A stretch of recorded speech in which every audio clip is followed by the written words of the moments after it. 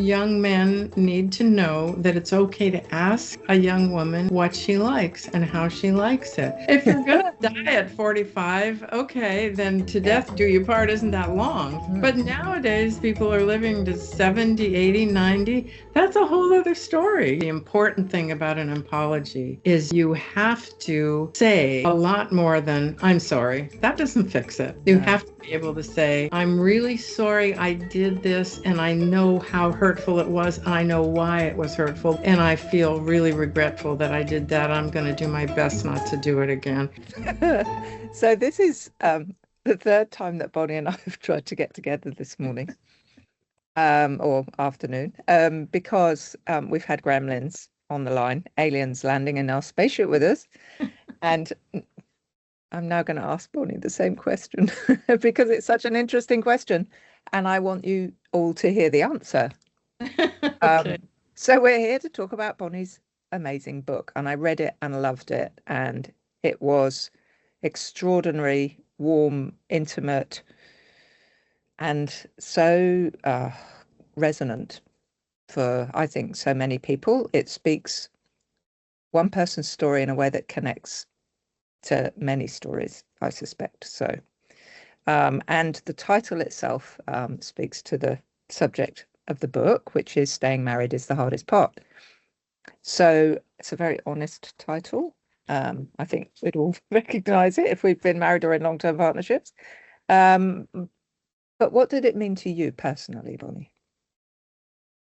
Well, it was a reference really to many times. I mean, I was married for 33 years to my husband and loved him deeply until he died. But there were many times when our conflicts got us to the point where I thought, I can't do this anymore.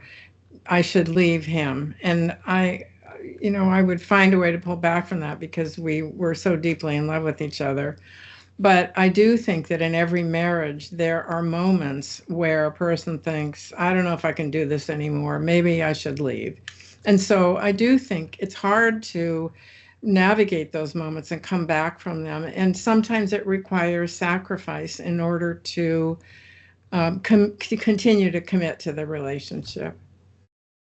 Yeah, I think that's a really interesting subject. We go into relationships or marriage, and we don't go in with a framework that says this is what you're going to deal with, mostly. Right. And yet then we end up in it. Right. Right. And No, I do think that when people are newly in love and they're, in that enormously romantic early phase of courtship and marriage, they imagine it's always going to be like this mm, and are not really aware yet that they are going to change over time, the relationship will change over time, and the bonds of the relationship are the deep water that you have to rely on because the surface changes often. yeah, yeah, I think you summed that up in a phrase, falling in love is easy, but staying in love is a daily practice. Yes. I really liked. Can you Yeah. unpack that a bit for our listeners? Well, it requires continuing to connect deeply with your partner. That doesn't mean you need to have profound conversations every day, but you need to stay tuned in to your partner. If you notice there's a mood shift or there's a way in which the person is irritable or angry, to be able to say, hey, what's going on with you? I don't know, I don't know what this is about.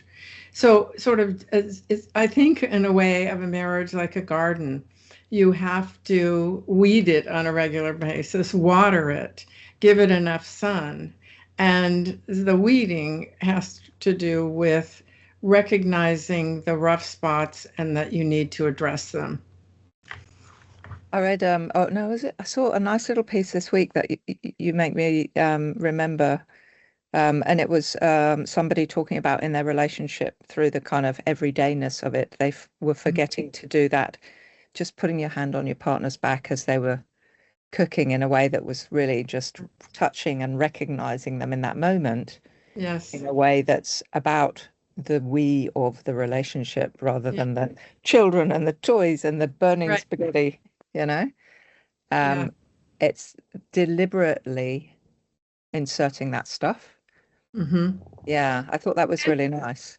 And I think that it's important to play together, to weather hardship without blaming each other. I mean, that's sort of the weeding. You recognize if we keep going down this path, it's going to really damage us. Let's stop that. Let's figure out why I'm blaming you for something when I have a role in it, for example.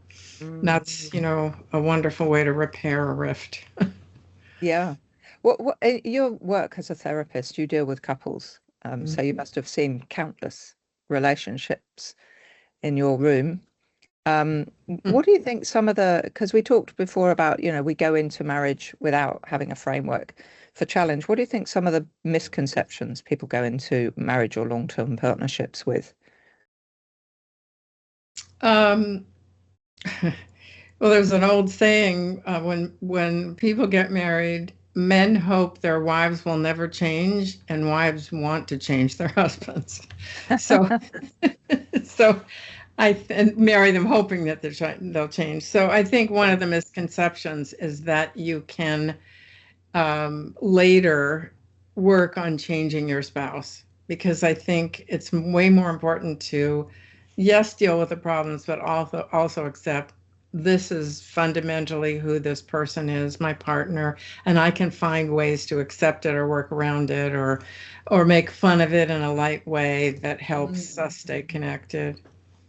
Oh, I really feel that one. I think learning to be light and have a sense of humor when Yes. somebody's being grumpy or Yes. challenging, it's such a power tool. It's amazing. It's really amazing. I can remember, Bob and I fighting, and then about an hour later, he'd say, "Well, how long do you think you're going to be mad at me?" And I was like, "I don't know. No.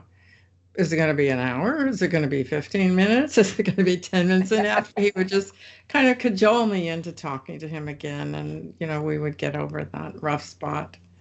But I was fortunate in that with the humor, he was hilarious, a professional comedian.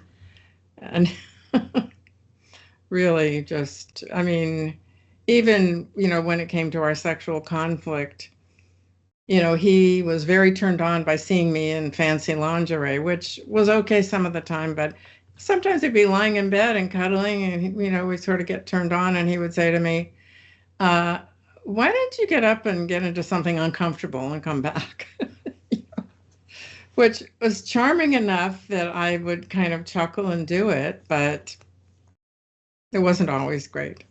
Yeah, that's one of the questions I wanted to ask you because I think, in our world, we deal a lot with kind of challenges around sexuality, sex, and relationships. And one of them is where you have different ways of experiencing desire, different frameworks for that. Mhm. How do you work with people when they are in relationships where they have different desire frameworks?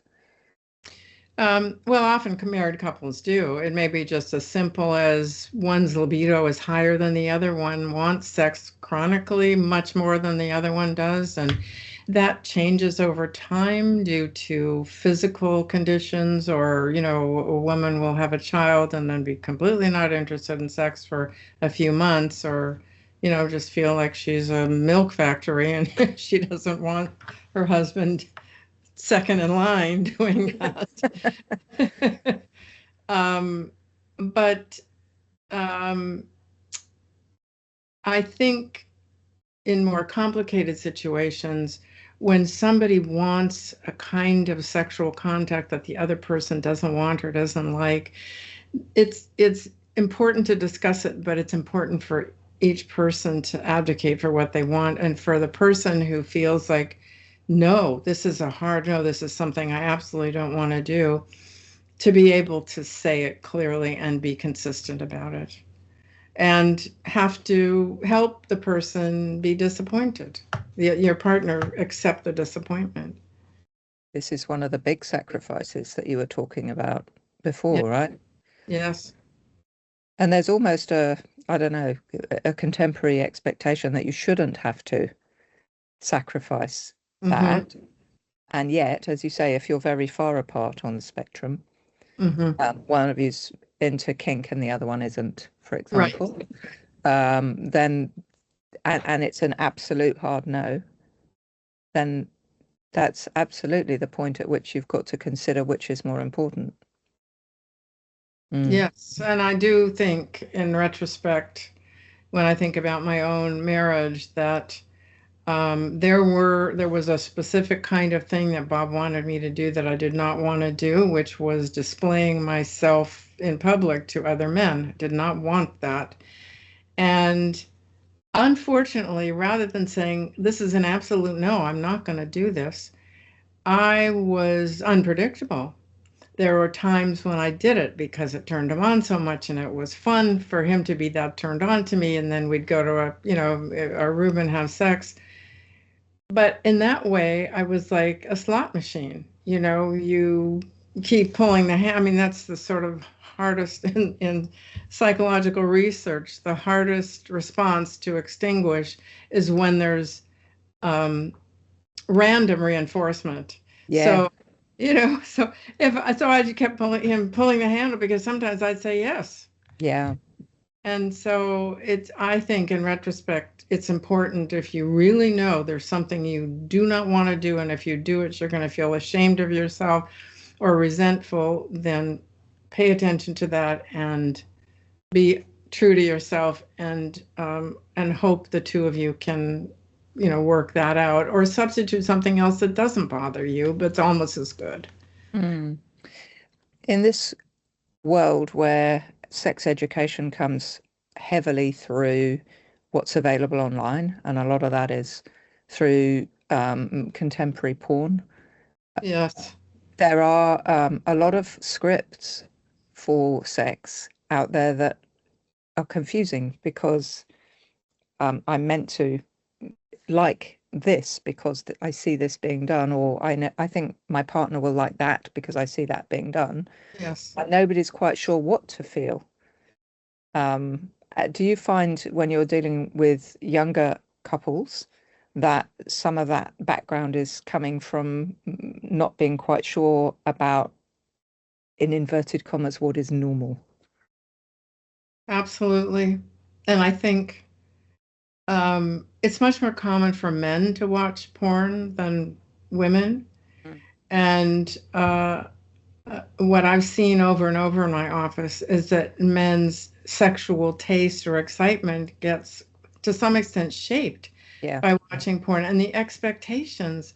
And unfortunately, in most of the traditional porn, I mean, I haven't looked at any lately. Maybe it's, softened in regard to women. But what women are being portrayed as enjoying has nothing to do with real life. You mm, know, I don't know any woman that wants to have a penis in her anus and in her vagina at the same time. mm, And I don't know that any woman wants to have, that area completely stripped of hair and bleached. And also coming so quickly because they're just, being slammed with yeah, intercourse. All of it is not realistic for the average woman. yes. How do you start with that when you've got two people in your room, one of whom's come from that space, the other one who's clearly struggling to communicate? What are the baby steps that you advocate for them to take with that? Well, I think one of the things I do is want to ask, be curious, particularly if the man, a lot of men are like masturbating later at night watching porn. So asking them, what is it that they get out of it? Right. Not It's not just an orgasm. There's something that they're getting out of it, something different than what they have with their wife. And what is it that would make the difference for them, short of acting out some of the scenes that they witness? And then I think on the for wives who are married to men who are masturbating to porn in secret or not in secret, they feel kind of hurt. because they feel like, well, you don't want me and I'm not good enough for you. My body isn't pretty enough like that or shaped the way you want. Is that really true? Do you really not want me as I am?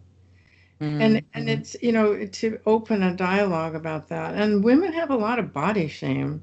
Oh, Aside from, yes, we are bombarded every day with these unbelievably beautiful women who've starved themselves, who hired personal trainers who work out with them 3 hours a day, who have things injected and all of that. And it's just their public career depends on that. Their physical beauty or shape is their commodity. But that is not what the average woman wants or can do. mm, And we want to be loved as we are. I think all of us want to be loved just as we are. And I don't mean, you, I don't mean a 500-pound person who, still mm. wants to be loved as they are, but that's a different story.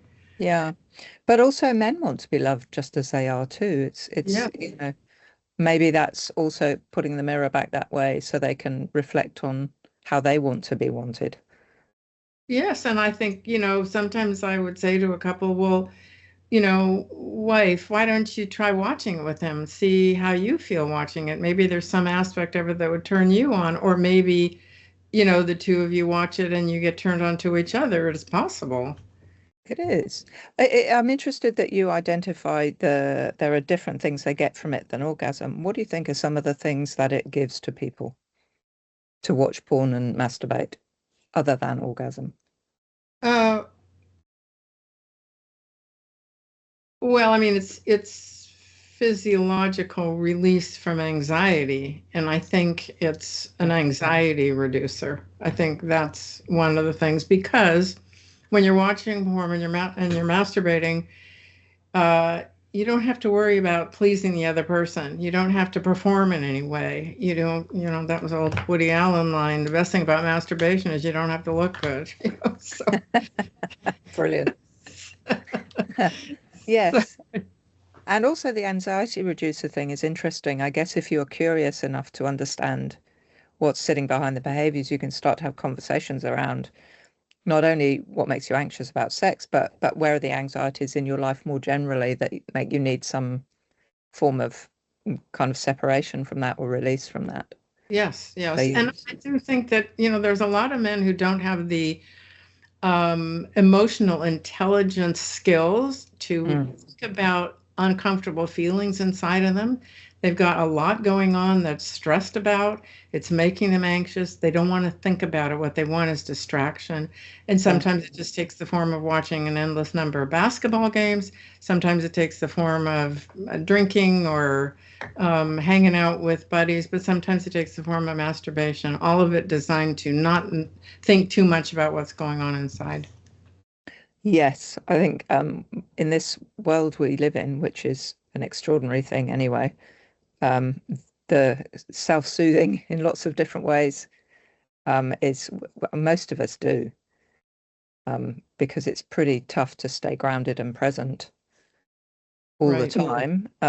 So yeah, and that's also, I guess it's that ability to have that conversation. So it's not just about one of you, right. it's recognizing it's going on for both of you.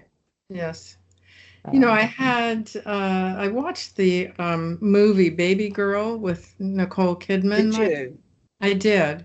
Ah, And what was interesting about it was she was a woman who'd been married for 17 years, and her husband thought she was getting off all the time and she was faking orgasm and then going in the other room and watching porn and masturbating. yeah. It's kind of a role reversal, but it was an interesting thing. And finally, she thought, I'm going to try to get what I want from him. And so because she wanted to be controlled, so they were in bed and she put a pillow over her head and, do me this way. And he was upset. He threw it off. He said, I can't do that. I need to see your face. So she gave up on him.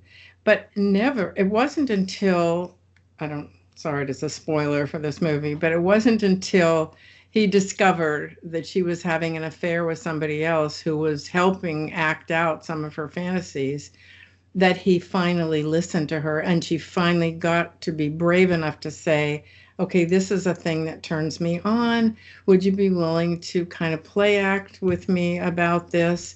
And he said yes. And things changed, but he did not know that for 17 years she'd never had an orgasm with him, and she never told him. I think that describes far too many relationships. Yes. Yeah. I've seen married women in my office who tell me that, and I say, "Does your husband know?" No.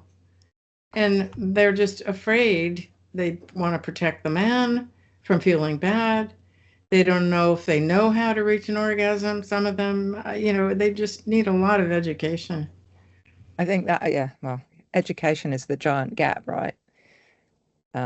We have a book we wrote called The Organ Education Forgot, a little book about the clitoris, because most people don't know that it's an organ or Right, how it works, you know? right, right. And that the fact that people can't even name their own body parts, Hmm. let alone communicate what those body parts are and how to work them comfortably, pleasurably to another human is not surprising. It all ladders back to that, really. Hi, we wanted to ask you if you could please subscribe to Sex in Space. Every click of that button helps us to keep doing the work that we're doing and bring you more great podcast episodes like this one. Subscribe now. It's safe and it's satisfying. So these things build up, and you talk about this nicely in the book, as forms of resentment. Can Hmm. you talk to me a little bit about the role of resentment and how that builds up and evolves over time in marriage? And resentment can be over many things. Sex is just one thing, but there are plenty of people who resent the feeling that they're doing too much of the domestic work and their partner is not, too much of the child care and the partner is not, partner is having more fun, or there are many reasons for long-term resentment. But to me, the important thing is to monitor yourself and watch when this is building up in you because it's destructive. And it's Mm. important for you to honor the feeling that somehow you're not getting what you want and to be able to ask for it. Not wait until you're angry and you blurt out something mean and accusatory and blaming. To be able to say, okay, I'm resenting the fact that he's playing golf all weekend while I am cleaning the house and looking after the kids. And to be able to say, okay, I'm going to ask for him to do something different. It doesn't have to be if he wants his golf games on the weekend, okay. But honey, would you therefore give me 2 nights out a week to do whatever I want? Or can you go and get the groceries so I don't have to cook tonight or whatever it is, so that you recognize what you're resenting and find a constructive way to ask for what you want that will diminish that resentment. Yeah, that blurting out is very dangerous.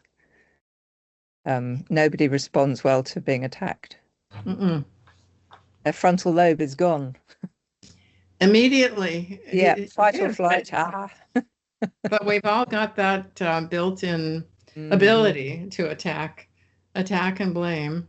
Yes, it's a muscle, isn't it, that you can train yourself out of. Yes, yes. But I feel like what you're describing is like there's some sort of mental scales that we have, this judicious balance of, is this okay? Is it fair? Yes. I think we are encultured. Maybe it's in our DNA, but we're certainly encultured to have a sense of what's just. I think so. I think we are. We have an innate sense of what's fair, but I also think if you have siblings, you're much more aware of that. She Yes. got a bigger piece of cake than I did, that kind of thing. Do you think people who have siblings and people who don't have siblings are differently equipped for relationships? Yes, I do. Sometimes, which is not necessarily negative. I mean, Hmm. somebody who's been an only child is raised to feel that there isn't any scarcity in what will be coming. They don't have to share so much. But there's also a certain amount of loneliness in not having a sibling to play with or talk to, or, being different from other people, all of whom have siblings. But I think sibling rivalry is a powerful experience of childhood that shapes people in different ways. Mm. Yes, and it goes on and on. Actually, I was just talking with someone yesterday who's it's been triggered by the death of a family member, and it's just everything's come back up. Mm-hmm. And the Right. childhood rivalries um, are playing out, and they're still not necessarily hearing each other. Right. It's stunning. Those things last a lifetime. Yeah, you talk about that in your book as well, the way childhood traumas or experiences can bubble up and Hmm. be part of what goes on in a relationship. Can you talk to us about that? Yes, I think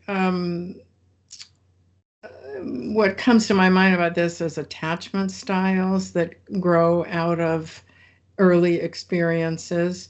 For example, if you have a parent who is um, super nurturing and always attending to you, and you're kind of a clingy child, you may not develop the confidence that you can do without that parent running to look after you every minute.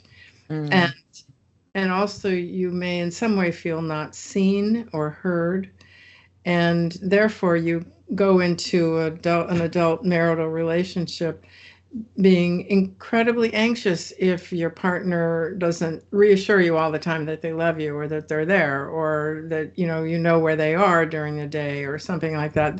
Your sense of autonomy is kind of compromised by that. On mm, the other extreme, there are people who grow up not trusting others because they've been badly hurt or humiliated at home, and they've learned to wall themselves off. And if they get into a conflict, they want to avoid any kind of conflict resolution. They want to just shut it down. They want to withdraw. They don't want to talk about it. And that makes it harder to repair. But it's very valuable for each partner to know what story they are bringing into their relationship. And I can think of one couple I had where the wife said, I know what my story is. My older brother was the shining star of the family, and I felt like no matter what I did, it wasn't good enough. So my husband, who is very accomplished, if he doesn't pay attention to me, I have that same old feeling come up. You don't care about me, you don't recognize me, that. And I said to him, what story do you bring into it? And he thought about it for about 20 minutes, and then he said, I know what my story is. My story is that my father always blamed me for something my brother had done, and my brother engineered it. And it wasn't fair. And I grew up feeling like things have to be fair. And mm. so it was illuminating for both of them to hear these childhood experiences that shaped the way they could feel hurt or angry with each other. Yeah, I think that I love that. I think that origin story is very powerful. Hmm.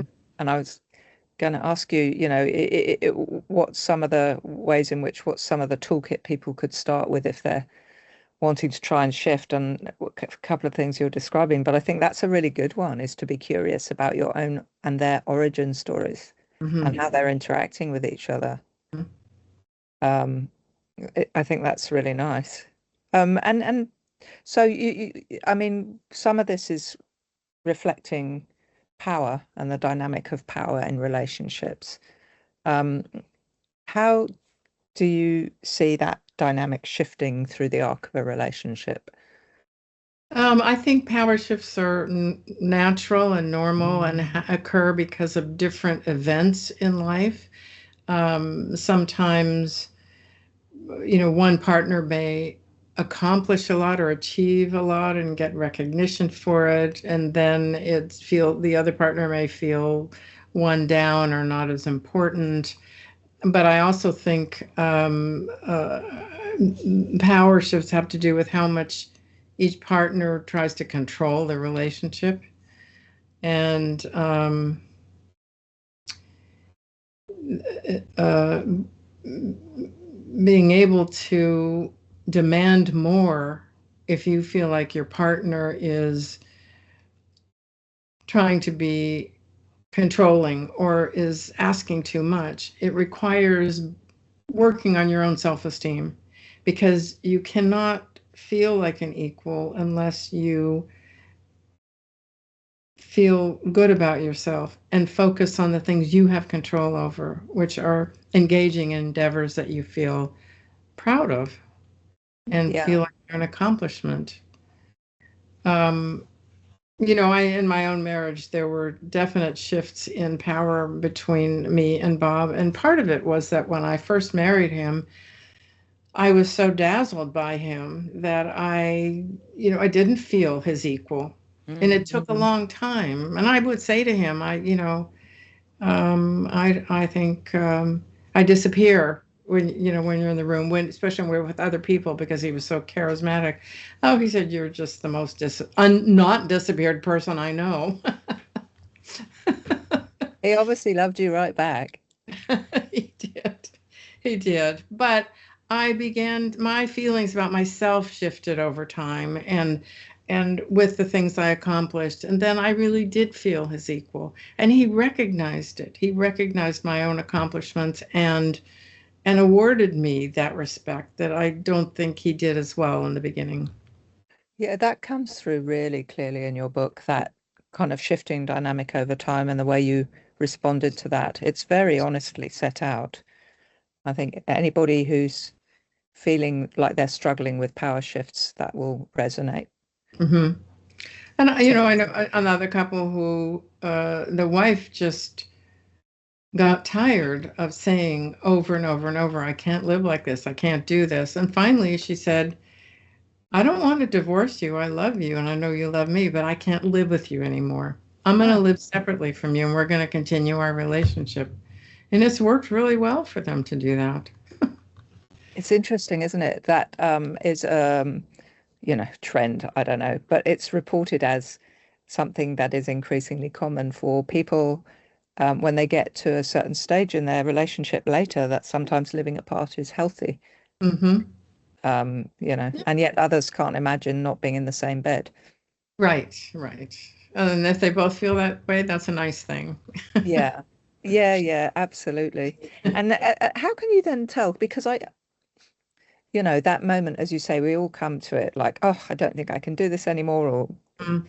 yeah, that how can you work out as a couple or an individual when you're in a relationship that's worthy of work or fundamentally broken? Well, there are things like somebody developing a terrible drug or alcohol problem, and no matter what the spouse says, it's not changing, or they're physically or emotionally abusive to their children or to their partner, or I had one person who discovered that her husband was embezzling a lot of money. The things like that, Yeah, right, are they're they're they impact the relationship so destructively that being worth staying with this person loses its value. I mean, yeah, if you're married to an alcoholic who just, is staggering around a lot of the time, or can't be relied on for anything, or just somebody who can't hold a job and you wind up being the one who's supporting five people and you're pretty fed up with it. To me, those are the things that really become deal breakers, because you lose faith in your partner really being able to emotionally, physically, financially be a good partner to you. yeah. I think certainly getting also someone like your good self um, involved, where you can have space to hear yourselves, Mm-hmm. can be a really helpful way to work out, are we working on trying to stay together, or are we recognizing that we can't? Yes, yes. And sometimes it's better to create an amicable agreement that they just can't match with each other, that they really are better off separating and divorcing. It's Mm. better to be able to do that, you know, I mean, particularly if there are children involved. It's so Yeah, damaging to children if the divorce is acrimonious, if they are collaborative, if they're kind with each other, if the kids see that the parents respect each other, they just don't want to be together anymore. It's not so damaging for children to go through a divorce, but where they're hateful and punitive, it's much worse. Oh, it can be so destructive. Yes. When you do you ever find yourself ignoring your own advice in your relationship? Yes. Sorry Oh, to say. Yes. Yes. There are times when yes, I build up resentment where I blame, in my head, certainly I'm blaming the other person a lot. And then I get snarky, I make snide comments, and that's not constructive. no. It's much better, and I know better, but there are some times when I'm on my last nerve, as they say. And I say something, or I lose my temper, and that's not good. But And then what do you do with that when that happens? I apologize. It's a powerful that It is a very powerful tool. But the important thing about an apology is you have to say a lot more than "I'm sorry." Oh, I'm sorry, I did that. That doesn't fix it. You no. have to be able to say, I'm really sorry I did this, and I know how hurtful it was. I know why it was hurtful. This is why it was hurtful to you, and I feel really regretful that I did that. I'm going to do my best not to do it again. That's very different than I'm sorry. I said I was sorry, as if that's enough. Yeah, and also maybe I'm sorry. Um, I know that was unconscionable. What was going on for me at that time that created that kind of low reservoir was this thing, Yes, yes. so that we start to Well, understand. yes, when it comes to infidelity, that is a big, long conversation about that. But part of that is saying, I didn't really want to do it, but I was vulnerable to doing it because this and this and this was going on inside of me, and I screwed up. I shouldn't have done it, but I want you to understand partly what motivated me. You wrote so compellingly about that in your book. It was an extraordinary account. Looking back on that, Yes. what would you have advised yourself at that time? I would have advised knowing what I know now, I would have advised myself not to do it. I would have I already knew it was not a cure for a marital problem. For me, for people who don't know my book, that my husband got fed up with me lobbying for him to have sex with me when he was feeling completely shut down for months at a time. And he said, just go out and get it and don't tell me about it and don't do it with any of my friends. And I said at the time, no, this is not the solution. I don't want to do that. I want you to go to therapy with me. I don't want to do that, he says. So then eventually I did. And I didn't feel good about it. And it wasn't a good choice because later, when I did tell him, when he asked me, and I did tell him, and he said, I won't be mad at you. I told you to do it. He was really mad at me, and he didn't admit it because he felt trapped by the fact that he had told me to do it. It was a destructive thing in our relationship. And yet you recovered. We did recover. We did. Yeah, it's only because I think we had extraordinarily deep bonds with each other. We had a tremendous amount of fun together. We had a similar sort of sensibilities and things we were interested in. And, I mean, I just adored his company. So, So that's cool. Yeah, it says all those things are part of the work in a relationship to focus on, yeah. having fun together, Yes, connecting yes, over other stuff. Like I will often prescribe literally go watch comedy yes. because it's such a healthy thing to laugh with each other. Oh, and you get this endorphin rush from a Yeah, big laugh. It's amazing. yeah, Yes, yeah. yes, It's a brilliant thing, and being with somebody who can make you laugh. yes, yeah. Yeah, absolutely. And so, do you think marriage is being meant to last is this kind of Western cultural myth we've woven? Well, no, I don't. And the reason why is because I think the cultural myth evolved all the way back from the Bible, that, which was a way of ensuring that children would have a stable home, and that husbands could be sure that their children were really their children. But it's also, down through the centuries, it was also a time when our life expectancy was so much shorter. Right. Yeah. If you're going to die at 45, okay, then to death do you part isn't that long. But nowadays, people are living to 70, 80, 90. That's a whole other story. Do I take for 70 years? Well, I'm not sure.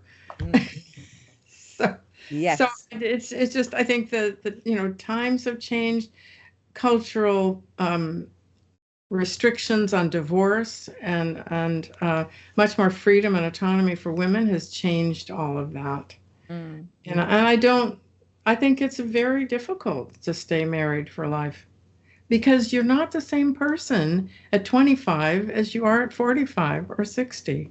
You've changed yourself so much. And the stakes are different. I think for women in their early 20s who want to have children, they want a partner who can provide for them in those times when they're pregnant or childbearing, or when kids are really young and they want to stay home with them. They want somebody who's looks like they're going to be a good father, that kind of thing. But fast forward 25 years, the kids are grown and things are not quite the same. Your priorities shift. What would you say to, I've had a couple of women in my life in that place where they're trembling on that. Do I go with the one who makes me want to swing from the chandeliers, as she said it, and or do I go with the one who would be a good dad? Well, right. And then that's when, really having a sit down with yourself to see what matters most to you comes into play, because it's rare that you get both. Yeah. The same person. And so what matters more to you? So, you may say, all right, maybe I can get him to swing from the chandeliers sometimes, but when it's 3 o'clock in the morning and the baby's crying, that means tremendous amount to me that he'll get up and see what's wrong instead of me. Yeah. Yeah, I think that's very good advice. Sit down and work out what matters. And it's back to the beginning again. It's about sacrifice. Yes, it is. Because it's about what you're building between the two of you.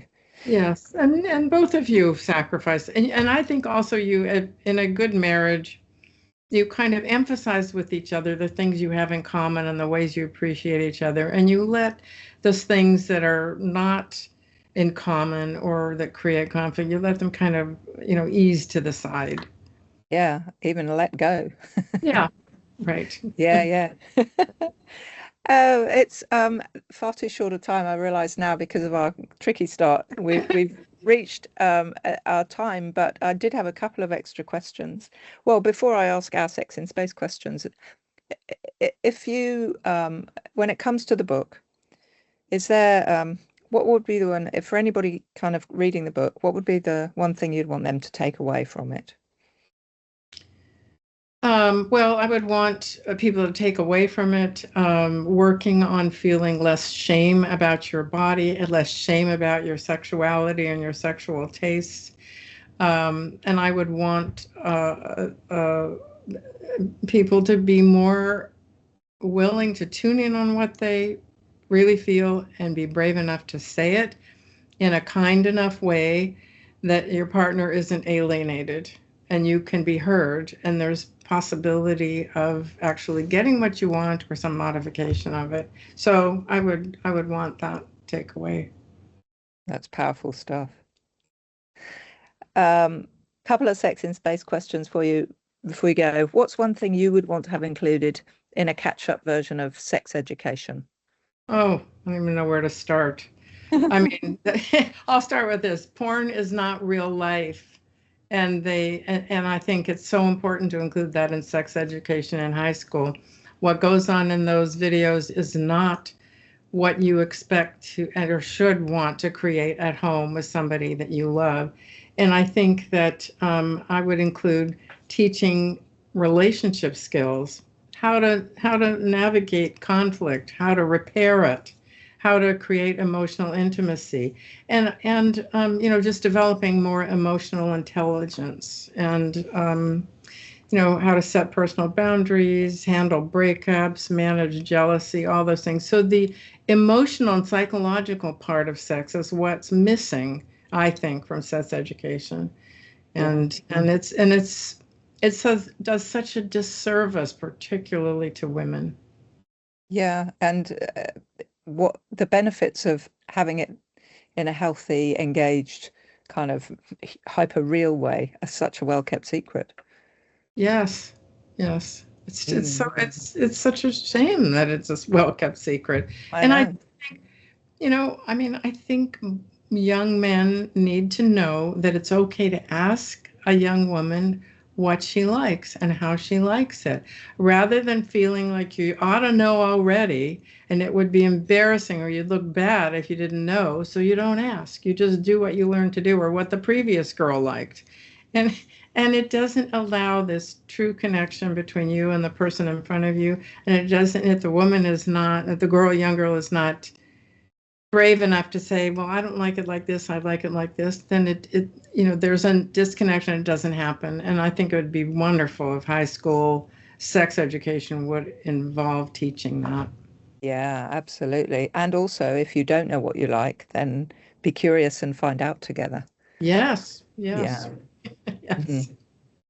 And what's your sexiest music or song? Well, okay, I have two. I did look Okay. at that question. I have two. One of them is an old song, but it always just gets me dancing and thinking about sex. And it's Etta James singing "Jump Into My Fire." Oh, An old that's soul song, but it's beautiful. great.